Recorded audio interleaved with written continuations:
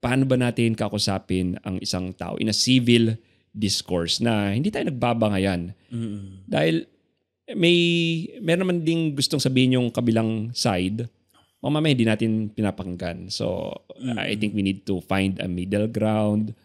Ano yung the best way na paparating natin yung ating message. So, that's the first approach dun sa book. Number 2 is yung study and number 3 is yung apply. So, at tutuwa lang ako dun sa iba-iba talaga ang paths natin na bumalik kay Lord, no? Or lumalim yung ating faith. Yung iba through friendships. Na friendships na, I mean, no talk about, the philosophical points, the theological points. But since sa'yo naman, actually, I think it's the first time I really encountered someone na doon talaga yung pasok sa more rationalized aspect. Basahin mo muna yung libro with an open mind because I think there's a quote attributed to Aristotle na the sign of an educated mind is to be able to entertain an idea even without accepting it.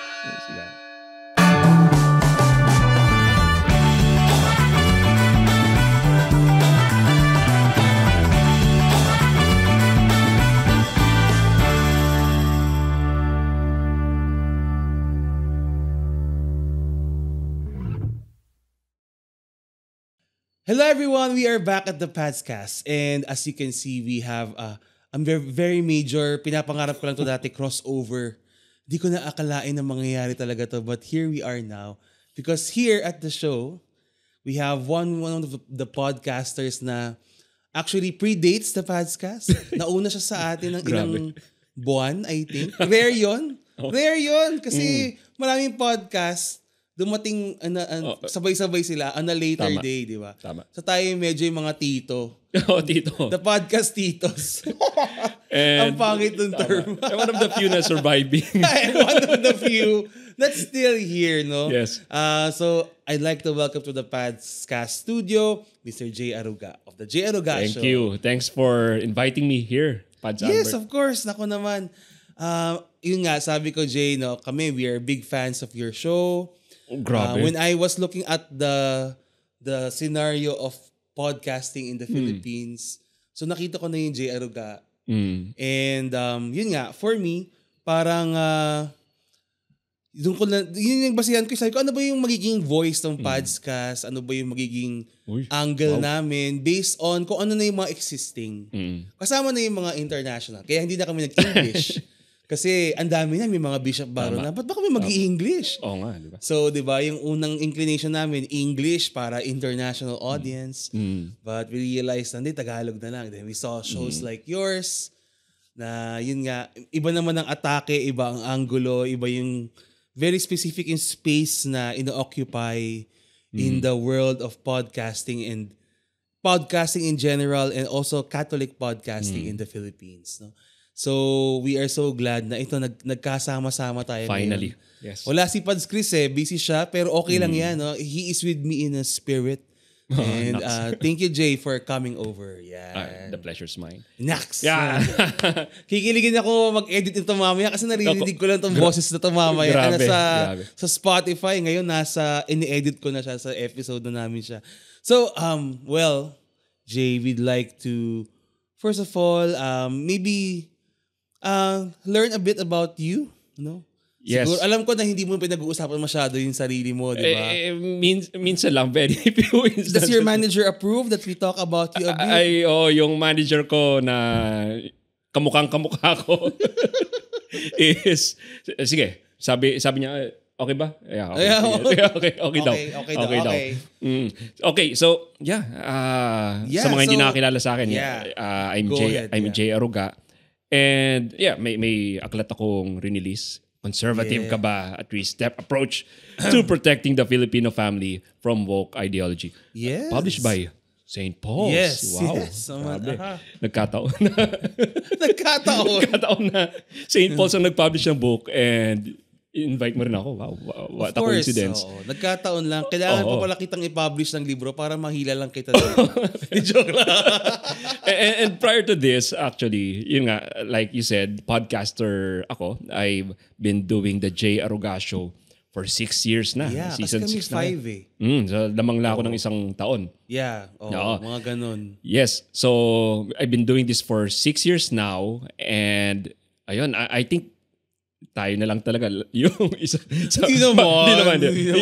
Yung secret lang naman sa longevity ng podcasting. Ito, sasabihin ko na yung secret. Meron lang akong sinusunod. Okay. Never stop releasing episodes. Yun lang yung secret sa longevity ng podcasting. Once ginagawa mo yun na yun. Tatagal ka. Hindi ko na sinabi na kailangan maraming makinig sa'yo. Basta huwag ka na mag-stop mag-release ng Actually, ikaw nga ang pinaka-consistent sa ating lahat eh. Medyo. I think, no? Kasi kami nga, aminado naman kami dito sa podcast na we're not the most consistent. I mean, in this season of our podcast, simula kami weekly, on the dot meron. Pero ngayon, nandito na kami sa point na basta maglalabas po kami on a regular basis, but let's not be too rigid with the time frames. Kasi nga, iba na yung buhay nung sinimulan namin yung podcast. Right, Iba na yung buhay ngayon. Si J. Eroga yung one of the rare species of mankind na kahit anong mangyari, kahit anong iba to ng buhay sa kanya, may episode pa rin siya twice a week. Twice a week now. Nag-experiment ako ng daily, pero hindi ko rin kinaya. At least twice a week na ngayon. And yun, and sa mga hindi nakakaalam pa ng niche ng The J. Eroga Show, ito yung tagline niya eh. The first conservative podcast in the Philippines. Yeah, we wanna unpack that. Kasi maraming iba ang understanding sa conservative. Parang yung conservative ang parents ko eh. Yung stick ang parents ko, kailangan uwi ako ng 8 p.m. Kailangan mahaba tong palda ko. So, ano ba yun, Jay?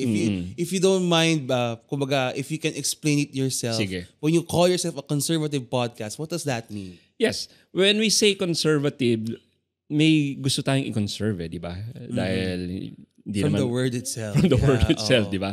And siguro doon na lang magkakatalo between sa Pilipinas, yung conservatism sa Pilipinas and conservatism sa ibang bansa. And normally naman yung conservatism is depende kung nasang place ka sa mundo at what point in time ka nandoon. And it just happens na sa Pilipinas, what we want to conserve are Filipino values, which happen to be our Catholic social teachings. Diba? Dahil ito naman yung kinalakhan natin sa Pilipinas. It's very close to Catholic social teachings na marriage is ideally permanent between one man and one woman. And yung a man is kung sino may XY chromosomes. Yung woman is yung XX chromosomes. Gusto natin i-conserve yung definition ng man and a woman. Pagdating sa pro-life cause, we want to conserve yung sanctity of life. Life begins at conception, di ba? These ideas. And hindi natin alam. Minsan yung mga Pilipino, masyado tayong parang napapalagay, pero hindi natin alam, may problema na actually na pumapasok sa bansa natin. Hindi pa natin namamalayan. Which is, ito yung woke mind virus, ika nga ni Elon Musk. Ito yung term na ginamit ni Elon Musk. Ang tawag ni Pope Francis dito is ideological colonization. Yung mga Western ideas na against marriage, against family, and against life. Sometimes against truth. Pero hindi natin alam, lumalabas na sa media na inabsorb natin, sa news, sa mga companies, and baka mamaya hindi natin alam, para na tayong yung palaka. Sabi nila, yung palaka na, di ba, pag ang isang palaka, lagay mo sa tubig. Boiling water. Ay, hindi pala boiling, sorry. Hindi, lagay mo sa tubig. Tapos na umiinit. Oo. Hindi niya alam, namamatay na siya, kumukulo na yung tubig, di ba? Pero pagdating sa culture, I think ito yung nangyayari sa atin. Dahan-dahan. Hindi natin alam. Very Filipino yan. Niluluto sa sariling mantika. Di ba? Tama. Di ba? That's good. So, sabi ko nga, in a way, napaka-unique yung siguro ng position natin kasi like for other countries, parang it came at them in the middle of the night. Di nila naiintindihan. And then, ayun na. Nagulat na lang sila isang araw na kailangan na nilang mag-memorize ng pronouns, kailangan na nilang ganyan. Tama. No? Tayo, it's more of a proactive thing. Tama. We're trying to, tama ba ang intindi ko? That's what you're trying to do. Bago maging full-fledged, bago maging ganyan. I agree. And like you said, nasa unique position tayo sa Pilipinas because sa ibang parte ng mundo, in hindsight na nila itong mga ito eh. Parang ako, sana hindi natin ginawa ito. Sana hindi tayo masyadong nag-control ng ating birth. Kunwari sa Europe, they had the contraceptive mentality. And ano yung nadadanasan nila ngayon sa Europe, nagkaroon sila ng demographic winter. Diba? Konti na lang yung mga births sa kanila. To a point na nag-open up na sila to immigrants para ma-sustain yung kanilang economy. Dito sa Pilipinas, wala pa tayo doon. But kung hindi tayo mag-iingat, baka mapunta rin tayo doon.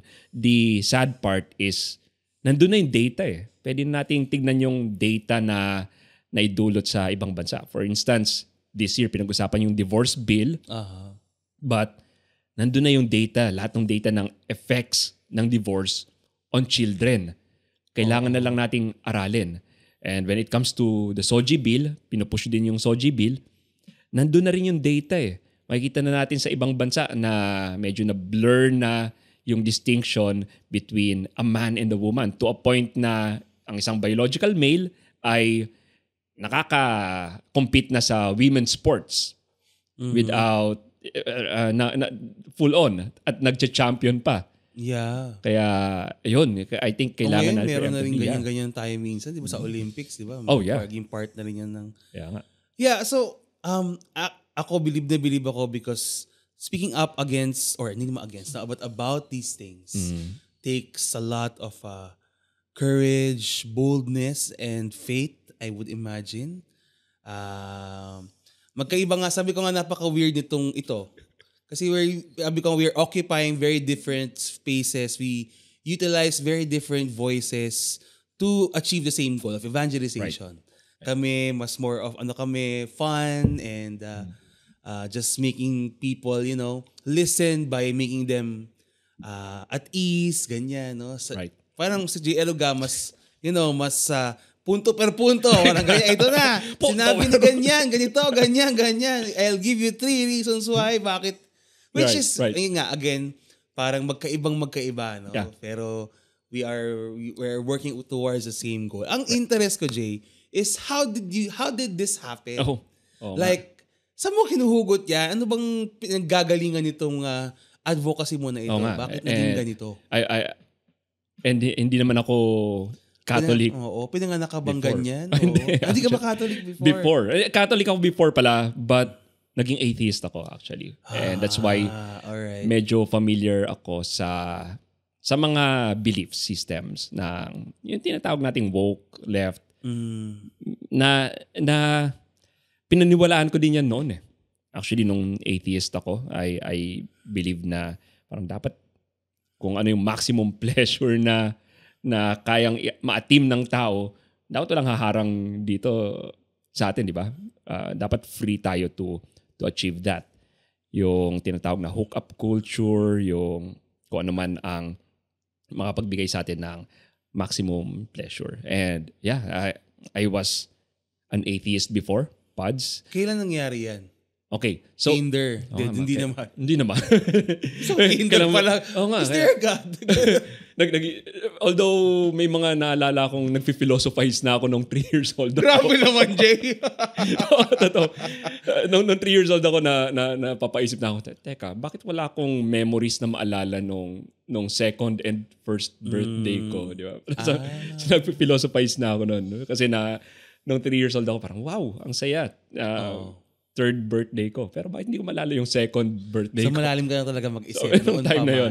Time na yun. Pero hindi pa naman ako naging atheist. Nung time na 3 years old ako. So like most people, you were baptized Catholic as an infant. You grew up... Most Filipino. Was your family like religious? Yung mom ko ang nagturo sa akin ng Catholic faith. And yung mga male role models ko, however, they're into pornography. Minsan nga nanonood pa sila ng porn. in front of me nung bata ako. Tapos nahuhuli ko yung Playboy magazine na tinatago nila sa ilalim ng kama. Na nakikita ko. Hindi sila magaling magtago. Hindi na alam ng mga bata yan ngayon, mga magazine. Kaya nga. But, yun, yung male role models ko sa buhay, hindi, sila yung tinitingala ko eh. And nung bata ko, parang iniisip ko, ito yung dapat maging kagisnan ko pag tumanda ako. And since then, since yung mother ko lang yung nagtuturo sa akin ng Catholic faith, eventually in high school, nabarkada din ako dun eh. Nahilig naman ako sa rock music. Rock music. Although hindi ko sinasabing ang rock music ay magdadala sa'yo sa maling naman. That's path.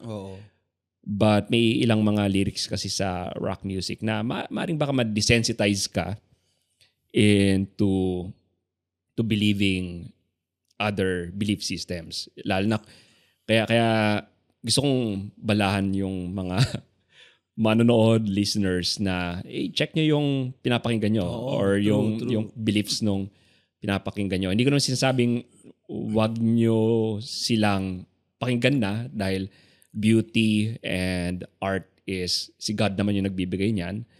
But minsan yung disposition ng tao na ina-idolize nyo, for instance, baka hindi yun yung magdadala sa'yo sa Lord, kay God, di ba?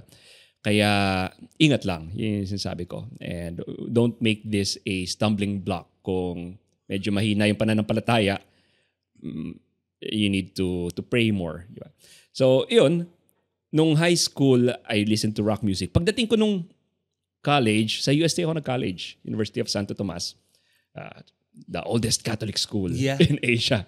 UST UST. Alright. However, doon ako naging atheist sa UST. To my brother Dominican Binita ko yung UST. Binita ko yung UST. Oo nga. Kasi doon, napaisip na ako, Pads eh. Parang, ang mga nagturo sa akin about God is yung mother ko, yung school ko, nung high school, Catholic school ako nag-high school eh.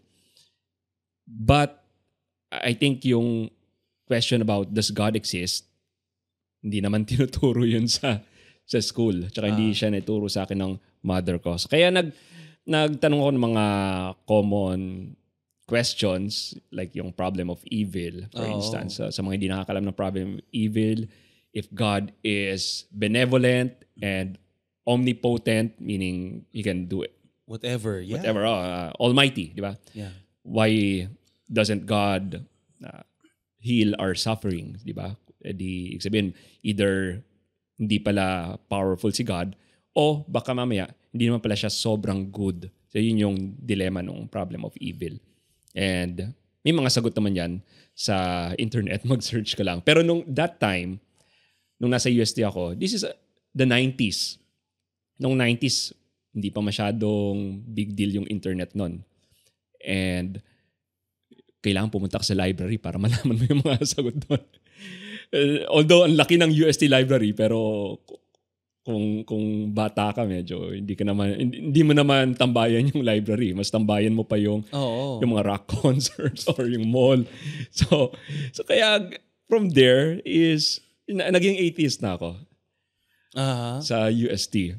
Up until nung college, and I mean up until nung graduate ako, and I graduated from engineering, nagtrabaho na ako sa isang semiconductor company.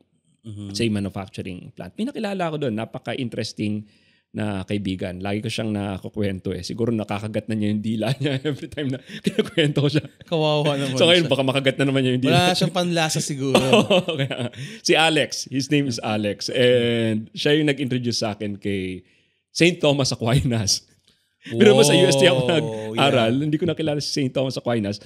And in-introduce niya sa akin yung Summa Theologica and the 5 ways of God's existence. And lagi kami nag-uusap ni Alex ng mga philosophical things. Nag-usapan namin yung bakit ang shipment, may salitang ship, pero aeroplano ang ginagamit, parang ganun. Or Bakit ang cargo may salitang car pero barko ang ginagamit? Bakit ang elevator may salitang elevate pero ginagamit ng tao pag bumababa sila ng floors?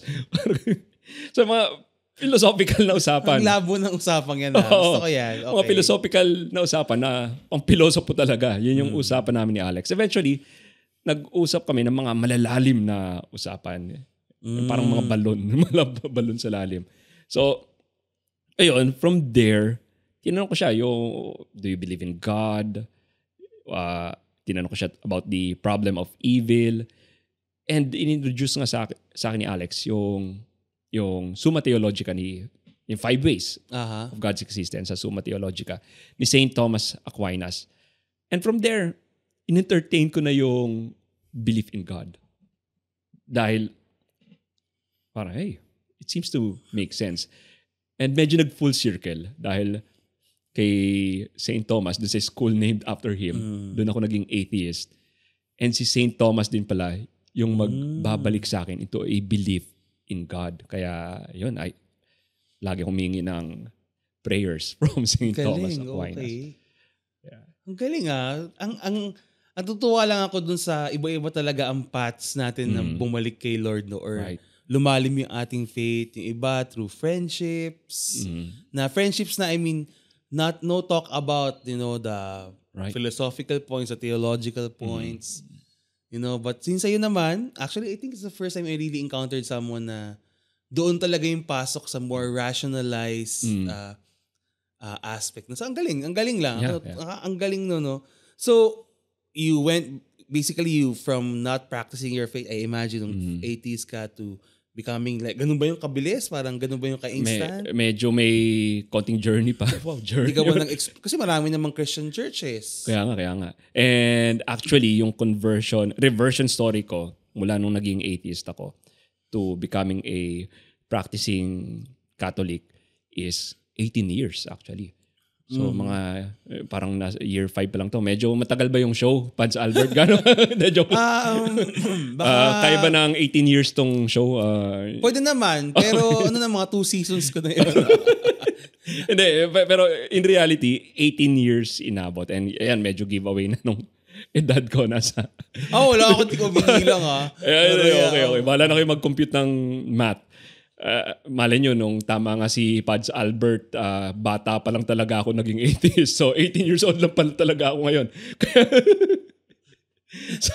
So 18, wow. 18 years. So from there, kay Alex, ang dami ko mga na-meet na mga tao. And feeling ko si Lord ang nagpadala sa akin ng mga taong ito. May na-meet pa nga ako na ang dating daan. And this guy, challenge niya yung Catholic faith namin. Mahilig kami magkape. Mahilig kami talagang dinala tayo ng kape dito sa...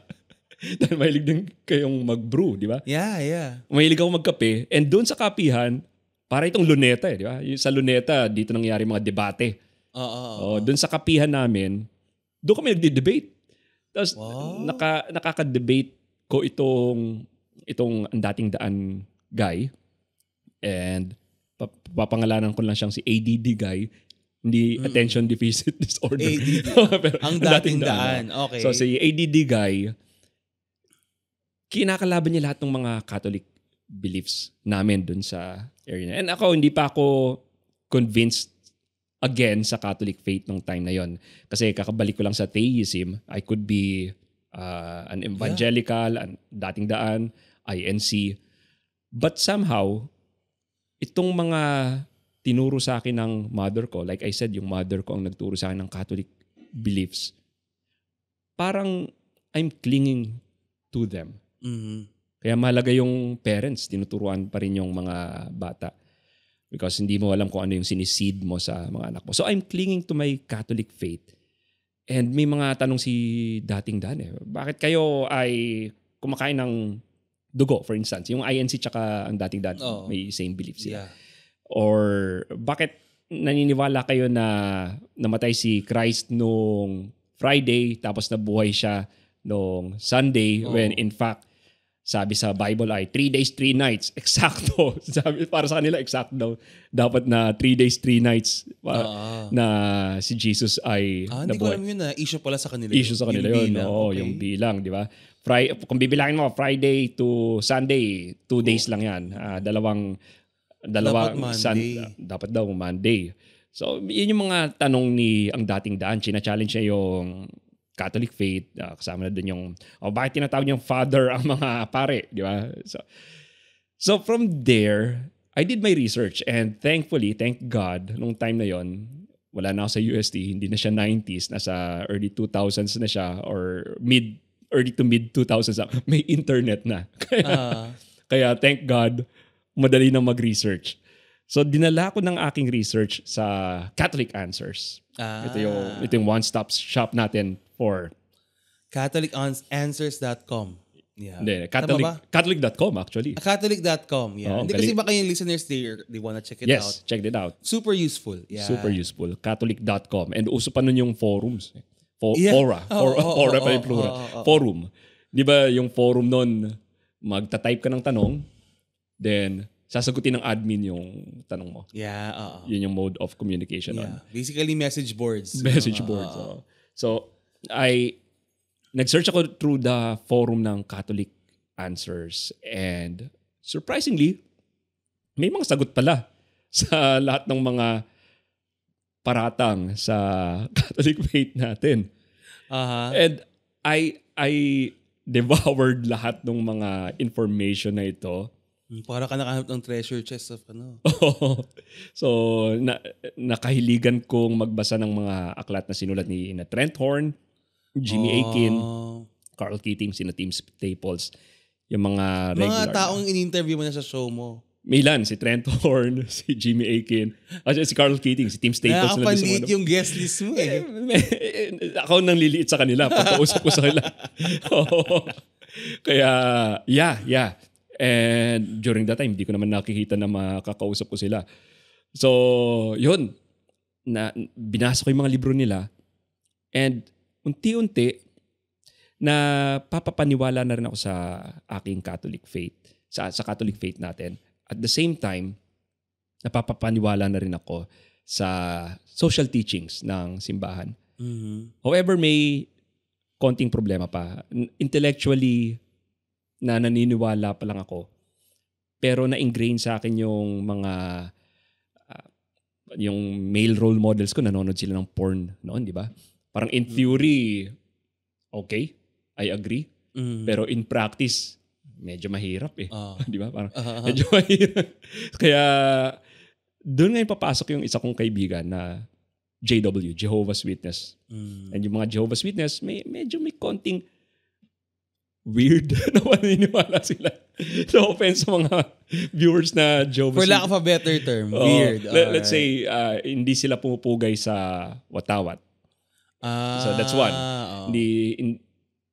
Tinake nila to the next level yung bawal kumain ng dugo. Kasi sa kaibigan natin, Iglesia ni Cristo, dating daan, bawal kumain ng dugo. Sa kanila, bawal pang magpa-blood transfusion. Yeah. Even though kahit na ikamamatay na nila, hindi pwede. Bawal yan. So, bawal sa kanila mag-celebrate ng birthday. Actually, yung bagay na yun, at least siguro pwede natin i-adapt. Yung sayo mong birthday. Okay. Joke lang. At least pag ako magbe-birthday ay, sorry, nag-convert ako ng Salbahe. Tapos pag sila mag-birthday, Catholic, joke lang. And yung pinaka-notable sa beliefs ng Jehovah's Witnesses is hindi sila naniniwala sa impyerno, sa hell. For them, naniniwala sila dun sa tinatawag na annihilationism. Annihilationism, meaning either mapunta ka sa langit or yung iba na hindi mapupunta sa langit, mapupunta sa panlupa. Pero yung mga masasama ay hindi mapupunta sa hell. Maglalaho na lang na parang bula ang kanilang body. Hindi sila naniniwala sa soul din eh. Basta maglalaho ka na lang. Yung consciousness mo, maglalaho exist to exist completely. Tama. Yeah, so ito yung paniniwala ng mga Jehovah's Witnesses. And for some reason, gusto kong i-prove sa kanila na doon sa kaibigan ko Jehovah's Witnesses na, hey, hell exists and medyo mahalagang malaman natin na this exists para matakot tayo sa state ng ating soul. And while debating this with my friend na Jehovah's Witness, kasi pinanood ko yung mga talks ni Scott Hahn, nagbasa ako ng mga... Grabe yung mga mentors mo, ha? Oo. So, si Scott Hahn, meron siyang talk about hell. So, in-explain ko na ipag-debate, basa. So, may back and forth kami nung kaibigan ko Jehovah's Witness. Na-realize ko... Sa kapihan pa rin to? Sa kapihan pa rin. So, parang nag-meet kayo regularly? Regularly. Every day. So, may time ka Monday to Friday. Okay. Yes. Monday to Friday. So, di-debate kami until bigla ko na-realize na, teka, I believe in hell. Intellectually convinced ako na may hell. But it seems like I'm not living my life as if I believe that there's a hell. Kaya what the heck ako. And since then, I think the weekend after that realization, pumunta ako sa isang pare, nag-confess ako ng aking mga kasalanan, and this is the time when I can say na ito yung 18th year. Sabi ko nga 18 years yung conversion ko. Ito yung 18th year. I believe na sa Catholic faith in my heart and in my mind. And I think at that time naging fully practicing Catholic na ako. Na talagang hindi ako susubo ng body and blood of Christ kung hindi ko na ako confess ang mga mortal sins na dinadala ko. And yun, it's a cycle yung sacrament. Because hindi ko naman masasabi na sobrang bait ko ng tao dahil as long as we live in this world, posible pa rin naman tayong mag-fall from grace. Yeah. But, ayun, that's when I start practicing my Catholic faith. Na yung buo talaga. Hindi talaga. lang a rational acceptance. Tama. But, buong buhay. Yes. So, and then how did this transition to like doing a podcast? Oo nga. Tama, no? Ang haba ng kinuwento ko, pero... Hindi, ano lang. Kasi parang at Tama least it gives me a picture kung ano yung... Yes. Kasi yung palang background mo, nakikipag-meet ka sa mga iba-ibang people with different beliefs, you debate, ganyan. Right. So how did that color or inform the eventual decision to start a podcast? What happened is, syempre ang dami kong binasa. Like I said, ang dami kong binasa na Catholic social teachings when I was researching sa Catholic Answers. And kung may mga natutunan ka mga ganitong bagay, gusto mong i-share, di ba? Yung mga things that I learned from my conversion from atheism to theism to eventually to Catholicism, para may desire ka to share it.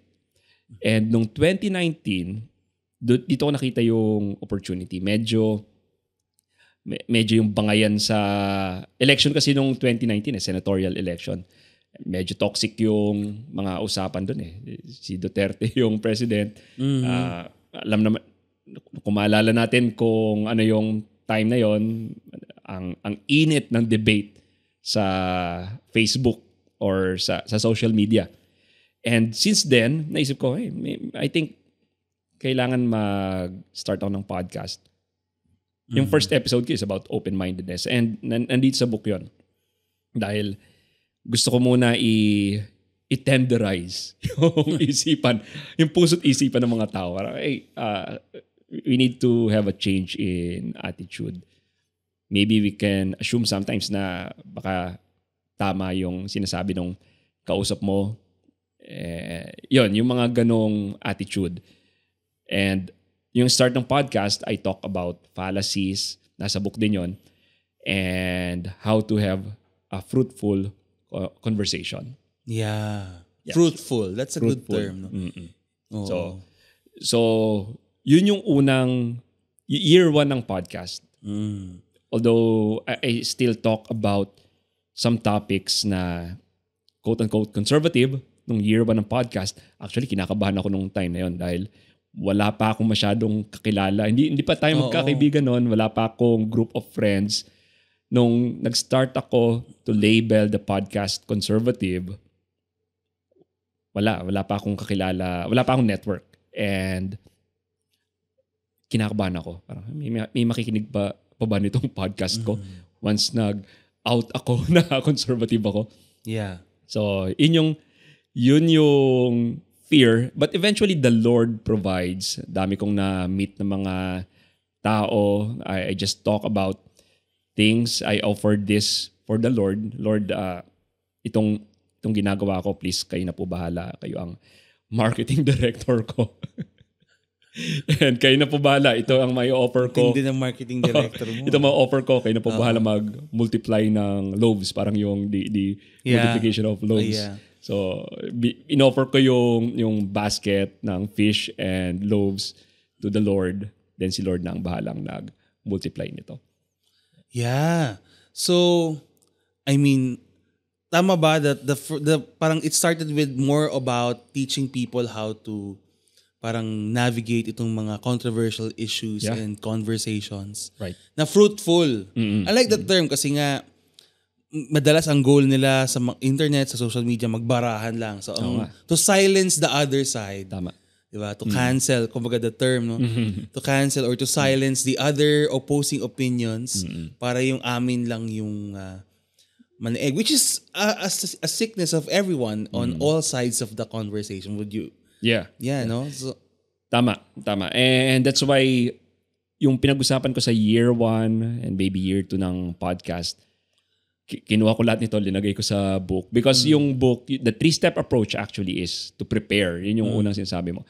Prepare. How do we talk to people? Yung methodology. Yun yung gusto ko muna pag-usapan.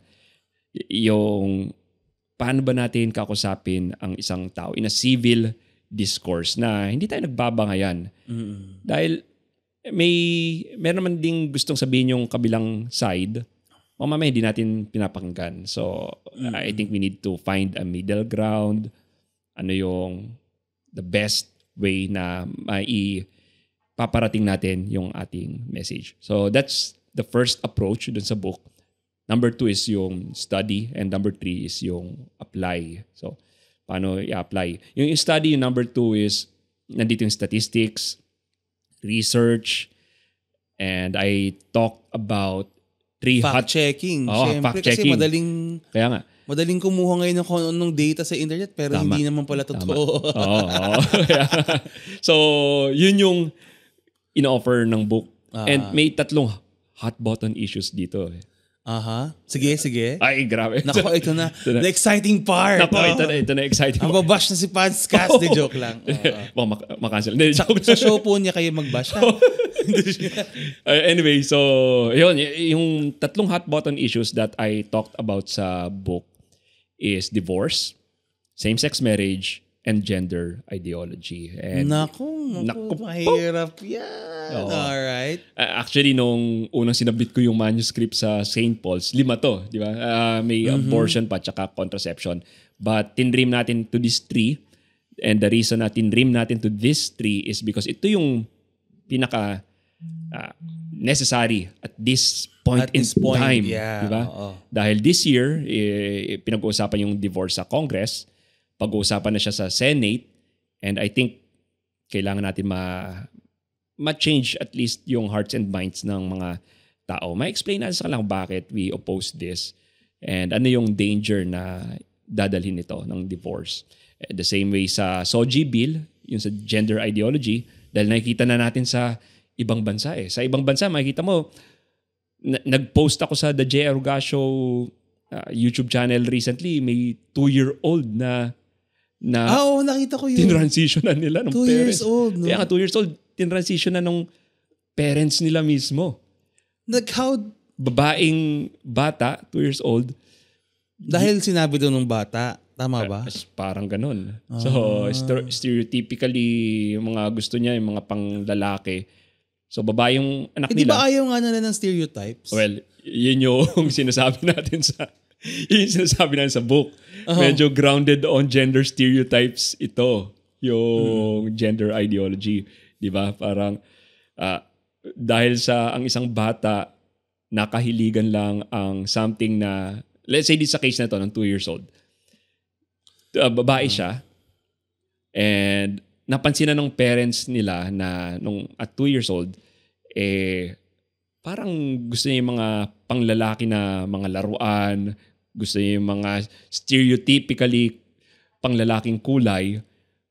Tara, is-transition na natin siya. So by 4 years, nung 4 years old na siya, is ganap na lalaki na ang turing dito sa bata na to, nung parents niya. And this has been happening in the West. Maraming mga parents dun sa West na ginagawa na nila ito sa kanilang mga anak. Ngayon, baka sabihin ng mga audience, malayo pa yan sa atin sa bansa. Hindi ganyan. Dahil meron ako nakita sa news na 8 years old na bata, pinag-gown na ng kanilang parents sa kanyang party. And ito yung mga bagay na medyo delikado kung i-embrace natin fully. Dahil this is promoted by our media, yung mga malaking media companies natin. And some sa academe as well, which is medyo dangerous. And I really hope na yung Pinoy, ang mga Pinoy would easily wake up from this wokeness. So to be unwoken by this. Kaya yun yung hope natin sa book. So those are two things, yung divorce, SOGI bill. I talked about same-sex marriage kasi hindi na nalalayo yan eh. Kailangan ma-equip na rin natin ang mga Pinoy on may nag-viral nga recent in the picture, diba? Parang bishop siya na nag-marry ng same-sex couple. Yeah. Kaya once na ipasa yung divorce, once yung marriage is hindi na permanent, it's just a matter of time bago ma-redefine natin ito further na parehong sexes naman ang ikasal. Kaya yun, those are the 3 things na pinag-usapan natin sa book. Yeah. Interesting. So syempre hindi namin i-explain lahat. Di na kayo bibili. Yeah. Oh, di ba? Grabe, no? But if it interests you, di ba? Yeah. It's very well laid out in Jay's book. And I think that it will be very interesting for a lot of you if you will get a copy. Well, ako, Jay, gusto ko lang din i-explore yun nga, itong world na, sinasabi mo, itong side. Like kami, the most imminent danger is like how it's affecting the children. Right. Kasi like, those are things that are very irreversible or even if you try to reverse them, would be very, very difficult, no?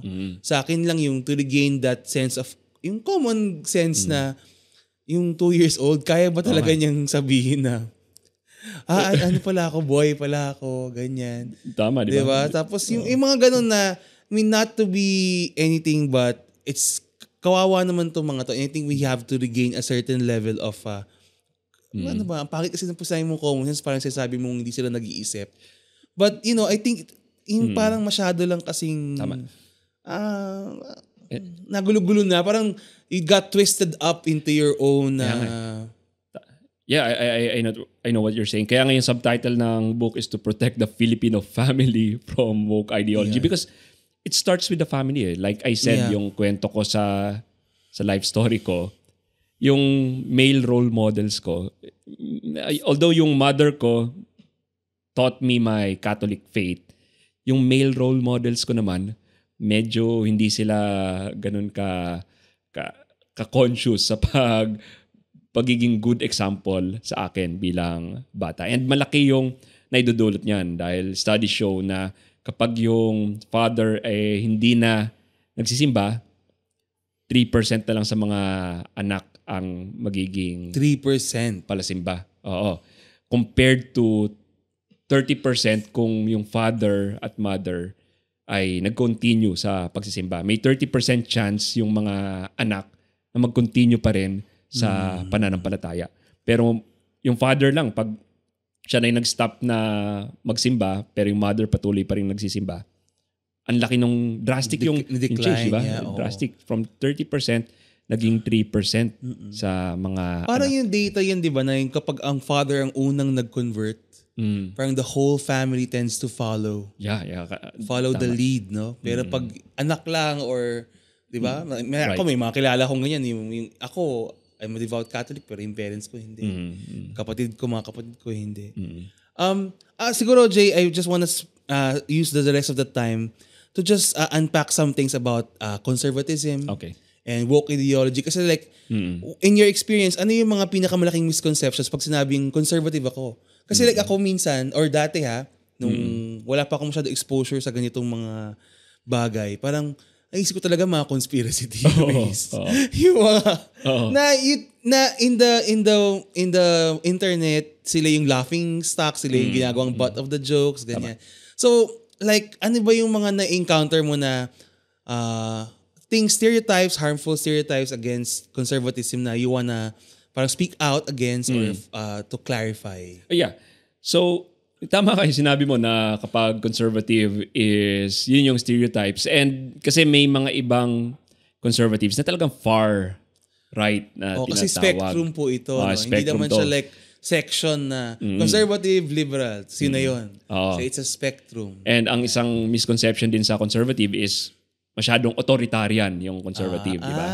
Okay. Yun yung misconception. Obey lang ng obey, sheep. Or sobrang rigid na palautos na ito ang kailangan mong gawin. Although, kasi ang political spectrum ay may two axes, di ba? May x-axis, the more left you go, mas liberal ka. The more right you go, conservative ka. Meron ding y-axis na the more you go up, mas authoritarian ka, the more you go down, mas libertarian ka. Libertarian is mas malaya, di ba? So, two axis yung political spectrum. Kaya hindi dahil sa conservative tayo ay sobrang authoritarian na tayo. Pwede ring conservative is libertarian. So, may balance doon. So, ang common misconception na gusto kong i-debunk is, yun nga, hindi dahil sa conservative, authoritarian. And I think in a healthy society, may enough balance yung left and right. Yeah. Yung liberal and conservative. And I think kailangan at least ma-maintain natin yung balance na yun. Like I said, when we're conserving something, kailangan clear kung ano yung gusto nating i-conserve. Diba? Yung mga walls, yung mga barriers. Maganda yung sinabi ni G.K. Chesterton Kapag nakita ka ng fence in a field, ang isang progressive person, gigibain na lang yung fence na yun kung hindi niya nakita yung purpose nito. Ang isang conservative, pag-isipan niya muna, teka, bakit ba tinayo itong fence na ito? Baka mamaya pinoprotektahan tayo nito from something or from ourselves as well, di ba? O mamaya, yung fence na yun, pinoprotektahan tayo para hindi tayo malaglag dun sa cliff. Kasi na dun sa other side may cliff. So, ganun mag-isip dapat yung conservative.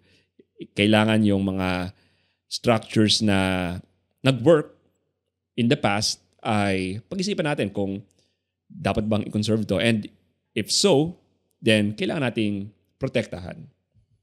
Yeah. So, yun yung common misconception na conservative. Okay. So sa church, ganun din? Sa church naman... Sa religious... Yeah. Actually, sa church, I think I mentioned sa book na the church is neither conservative or liberal. Di ba? So, nasa gitna yung simbahan. And may mga issues kung saan para sa conservative, kunwari sa West, sa US, ang conservative side sa US, they're pro-death penalty. Di ba? Di ba? Pero ang simbahan is lalo na ngayon we're leaning against death penalty sa simbahan. So from the point of view ng conservative, isipin lang ako, liberal ang simbahan. However, ang simbahan din naman is very against abortion, for instance. From the point of view naman ng isang liberal person, napaka right-leaning ng simbahan. So ang simbahan is always in the middle. So it's always in the middle. Pero pwede kang tumalon from St. Peter's barge from either side. Pwede kang maging far left, tumalon ka sa left side, or maging sobrang far right, tatalon ka naman from the right side. So either way, tumalon ka from the church, di ba? Ito, Jay, I just wanna ask, no? And you can take your time to answer this. Baka medyo curveball siya, no? Okay. But has, like, in all these conversations, sabi mo, you enter this with an open mind, no? Have you ever, or what are instances when, you know, the people you, or the ideologies you speak against has also taught you things? Or meron ba mga bagay kang nakuha, or things that you've been proven wrong about that has led you to grow or adopt your opinions about these things? Yes.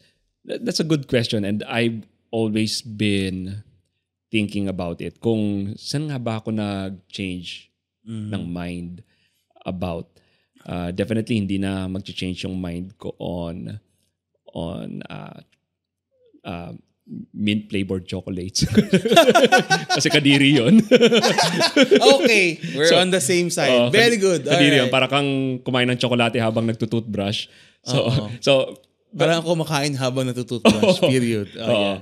But recently, I think it's not on something but a person. Nag-change ang mind ko on a person. Nag-change ang mind ko on Pope Francis, for instance.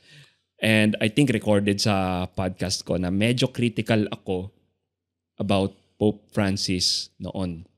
And in fact, kaibigan natin si Burns Okasi na Unboxing Catholicism. Napapa-roll eyes ako noon. Kasi si Burns is very...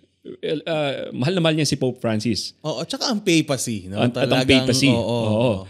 And kapag nagbo-broadcast kami sa Unboxing Catholicism and si Burns magsasabi siya ng mga things about Pope Francis, hindi ko alam kung papanoorin yung mga lumang episodes namin sa Unboxing, mapaparoll yung eyes ako. Hindi ko na magawa ngayon. Pero nung time na yon, very critic ako ni Pope Francis. But nag-change ang mind ko kay Pope dahil napaisip ako baka itong reason kung bakit nainis ako kay Pope and thinking na sobrang liberal si Pope is a narrative lang ng ilang mga galit sa Pope, anti-Pope Francis. Maybe this is a narrative. Maybe I should give the Pope some thought. Bigyan ko siya ng benefit of the doubt. And true enough, I think si Pope Francis is, again, like we said, neither liberal nor conservative. May mga writings siya na mukhang liberal, pero may mga writings din siya na mukhang talagang conservative. Makikita nyo yung times na pinagalitan niya yung isang babae na nagpa-bless ng baby niya. Pagtingin ni Pope, aso pala yung nasa loob ng stroller. Pinagalitan niya yung babae. Para, talaga? Okay. Oo. So, napaka-conservative niya na. Yung Dignitas Infinita lang, di ba? The Pope strongly opposed gender theory, which is yun na ngayon yung big thing sa West. And the Pope is very critical sa gender ideology. Tinawag niya ito na... Very clear siya doon. Very clear. The most dangerous ideological colonization in the world today. So, yun yung tingin kong isa sa mga bagay that I changed my mind on. And nung dinedefend ko nga si Pope recently, last December actually, sa Fiducia Supplicans, blessings on irregular couple and same-sex couples. Ako yung lumalabas na the most liberal person in a GC. Pero kahit na minamarket ko yung sarili ko na conservative, the moment na dinefend ko si Pope, parang ako pa ngayon yung liberal. But naintindihan ko si Pope doon because ang gusto lang naman ni Pope, actually yung Fiducia Supplicans, sobrang strict na document nito. Pinagbabawal ang liturgical blessings on same-sex couples. But baka naman pwede natin silang maipabless at least individually. And in an interview naman, kinlear ni Pope na hindi yung union ang binibless. Yung individuals ang binibless. Oh, okay. So Jay, your book is entitled Conservative Ka Ba? No? Siguro we'd like I would like to end this quick interview. Sayang naman. Nag-enjoy ako. Sana mga isa pa, no? Mga isang season pa. No? Ang sarap kasi hindi ako nagtrabaho eh. Wala akong masyadong sinabi. Titignan ko yung waveform. Wala akong hindi gumalaw yung side ko eh. Oh. Ang saya ko pag ganun. Hindi ako masyadong gumalaw. Hindi ako masyadong nagtrabaho. But, the question, conservative ka ba? If a person answers yes to that question, so what would you like to tell them? And if the answer of the person is no, a very clear no, ano naman yung gusto mong malaman na gusto mong masabi sa kanila? Yeah, simulan ko dun sa no. So, kung no ang sagot mo, at least siguro, basahin mo muna yung libro with an open mind because I think there's a quote attributed to Aristotle na the sign of an educated mind is to be able to entertain an idea even without accepting it. So, siguro, pwede nyo naman i-entertain yung book, yung ideas sa book. Kahit then hindi nyo i-accept, just read it with an open mind. So, yun yung masasagot ko sa no. Doon naman sa yes, if you're conservative, well, we need you. Dahil kailangan natin kayo dito sa laban na ito. Because our country is, may problem sa country natin ngayon, pero maraming mga Pilipino hindi pa nila alam na nangyari na ito. And like I said sa simula, baka para tayong frog na nasa tubig na pinapakuluan na. And may mga malilit na bagay na pwede natin gawin. Specifically, nabanggit ko dito sa apply part ng 3-step approach.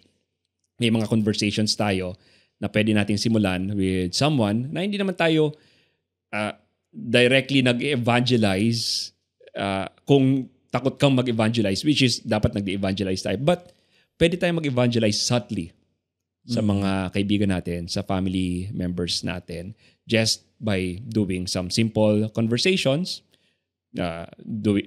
having the Catholic stance in everything kapag nag-uusap kayo. Kunwari, nag-uusap lang kayo na about telenovela, take the Catholic stand. Kunwari, nag-cheat yung isang character, hindi ako agree dyan sa ginawa niya ng character na yun.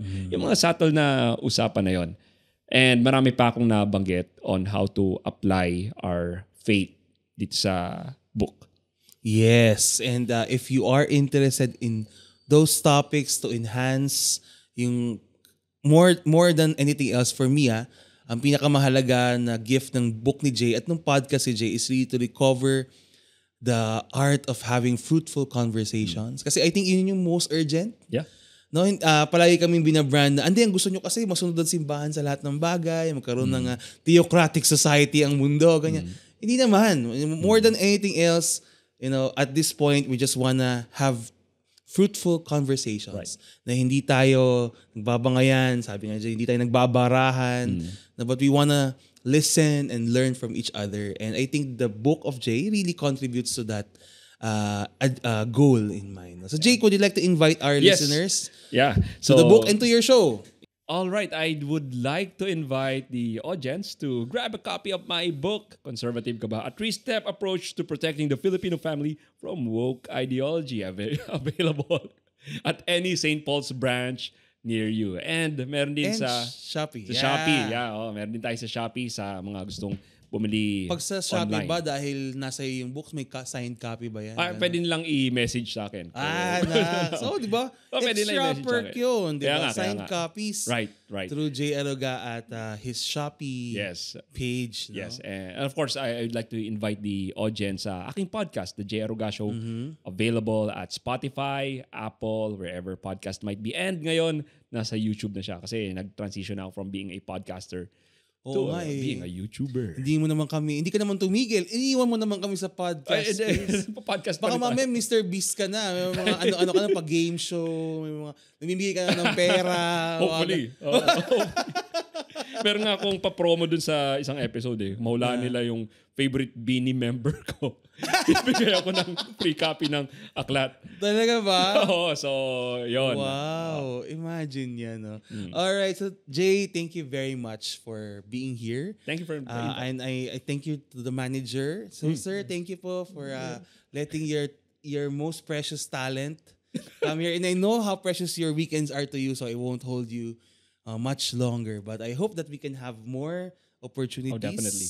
to cross over between our platforms para naman na, masaya lang. Sabi ko, hindi ako nagtrabaho ngayon eh. Yeah. Gusto mo maging host ng podcast, mga once a month. Ikaw naman i-invite ko kasi hindi ko pa na-guess. Oo nga, no? At ako naman ang hindi magtatrabaho sa podcast ko. Ay, hindi. Akala mo lang yun. So, to everyone, if you have reached at this point of this episode, thank you very much for listening and tuning in. We are always grateful to everyone. I never cease to be amazed sa mga taong lumalapit at sasabi niyo, bless sila ng podcast. So if you are blessed, also please share the news to others. That's the only way we can grow, if our listeners would also share the show to their friends, to their followers, to their circle of people. So spread the word about podcast and about the J. Alga show.